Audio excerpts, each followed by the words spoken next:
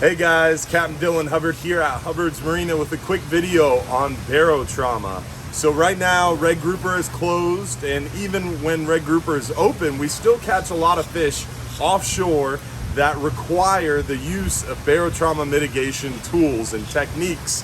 It's so important when you're offshore fishing to make sure you're handling that fish in the proper, safe manner to produce that fish to be able to go back down to bottom and live another day, get bigger, and allow you to catch him when he or she is open and in season and able to be harvested. So one of the biggest things you can do to mitigate barotrauma is making sure you get the fish up quickly. Once you get him up quickly, you got to get him off the hook quickly and then get him back in the water quickly. So really important to reel him up fast. Once he's up, unhook him fast and then get him back in the water quickly.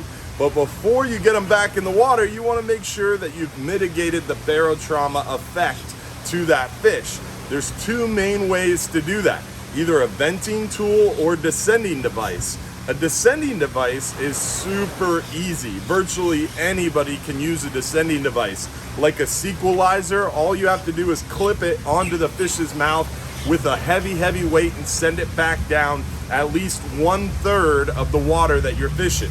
So if you're fishing in 100 foot, you'd want to send them down about 30, 35, 40 foot of water. If you're fishing in 300 foot, you'd want to send them down about 100 foot. And once he gets down about 1/3 of the water depth, then he's recompressed enough that descending device can release the fish, and then he's able to swim back down to the bottom super healthily without a puncture wound. A venting tool is your secondary option in the hands of a very experienced angler that knows where to vent that fish and make sure they choke up on the venting tool to make sure you're not over puncturing the fish. Then a venting tool has the same success rate, if not the same or better than a descending device. However, it's super important. Get them up quickly, get them off the hook quickly, and get them back in the water quickly. So if you could do that with the venting tool more quickly or a descending device more quickly, that should be your tool of choice.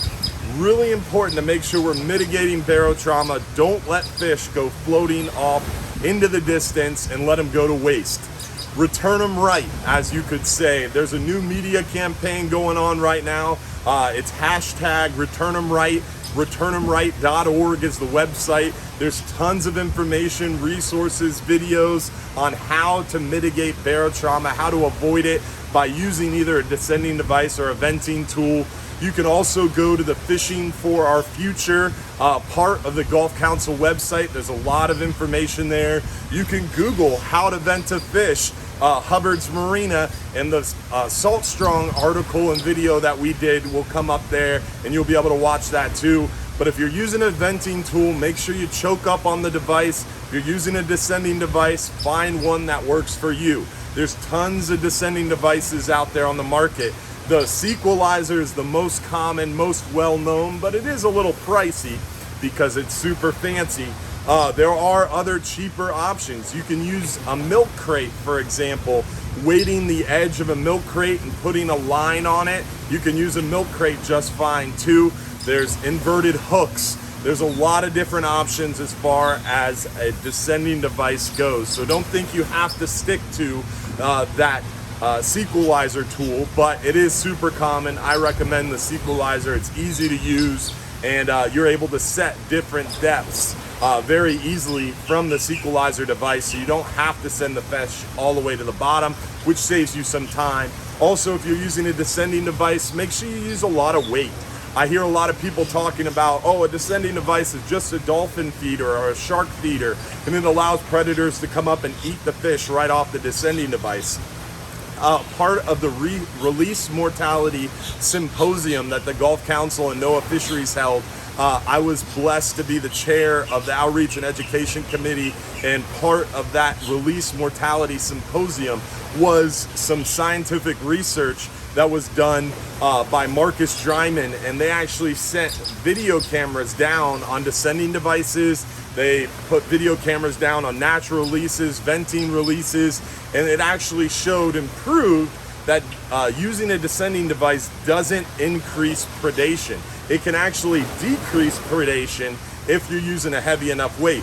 So if you know there's porpoise around or sharks around, use a heavier weight, a 1, 2, 3, even a 5-pound weight, especially with bigger fish. If you catch a 20-pound red snapper or a 60, 80, 100-pound amberjack or a monster 40, 50, 60-pound gag grouper, it's gonna take a 5-pound weight to send that fish back down to bottom because of the excess gas that the fish has built up on its way to the surface. The bigger the fish, the more they fight and the more time they have for that barotrauma effect to build up in the fish, because the quicker you get them up, the less barotrauma effect they're gonna have. So a bigger fish takes more time to get up, which means it's gonna have more barotrauma effects. You have to work even harder to mitigate those effects.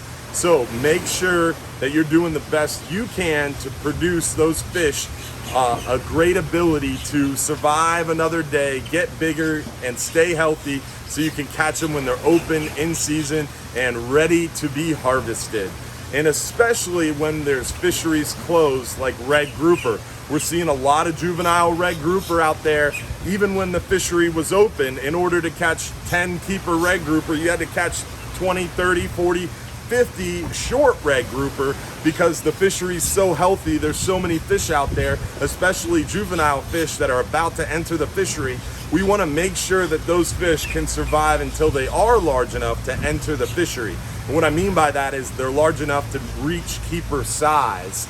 So take care of those fish, mitigate barotrauma. One of the biggest tips that I can give you is the first spot of the day, get anchored up, get set up for your drift, however you plan to fish. The first fish you catch, throw it in the water, close to the boat, within reaching distance of a net, and see if it goes back down. If it goes back down super healthy, you know you don't have to worry about venting and descending each fish. But if you throw that test fish in the water and it starts floating away and it can't swim to the bottom, that's a surefire sign the rest of the time at that fishing spot you're gonna need to use your barotrauma mitigation devices, either a venting tool or descending device. Remember, in the summertime when the water's hot, there's less dissolved oxygen, which means the chances for barotrauma exponentially increase. As the water gets colder, there's more dissolved oxygen, so the chances for barotrauma effects get smaller and smaller. So colder water, less barotrauma, hotter water, more barotrauma, deeper water, more barotrauma. A lot of people are like, dude, you catch a fish in 200, 300 foot of water, it's got no shot no matter what you do. That's wrong too. And I believed once you catch a fish in 400 foot, it's got bulging eyes, its intestines are coming out of its anal cavity, the scales are all bulged out, it doesn't look like that fish is gonna survive. Well, that's been proven wrong through all these scientific research trips that have been going on in the Gulf of Mexico. A buddy of mine's, Captain Steve Papin, was out there with the FWC and they caught a Kitty Mitchell in about 430 some foot of water. Reeled it up, took a long time to get it in. They caught it on light tackle using a slow pitch jig. They got it in, used a venting tool and descending device to mitigate that barotrauma. They put a tag in that fish. Like 6-8 months later, it was caught in over 600 foot of water, plenty healthy. It had grown. It was a super healthy fish. And that proves even in 400 plus foot of water, a descending device can allow that fish to survive and fight another day and allow another angler to catch it and keep it. So make sure you mitigate barotrauma, get those fish up quickly, use a good de-hooking tool. Don't use a pair of needle nose pliers to do oral surgery on that fish and ruin its gill rakers. A pair of de-hooking tools will definitely help you a lot, increase your unhooking ability and make it even more quick. A good de-hooking tool is key. And then making sure you have that barotrauma mitigation device handy, ready, and in reach is always, always helpful. So get out there on the water, go catch plenty of fish, and make sure you mitigate that barotrauma you encounter offshore.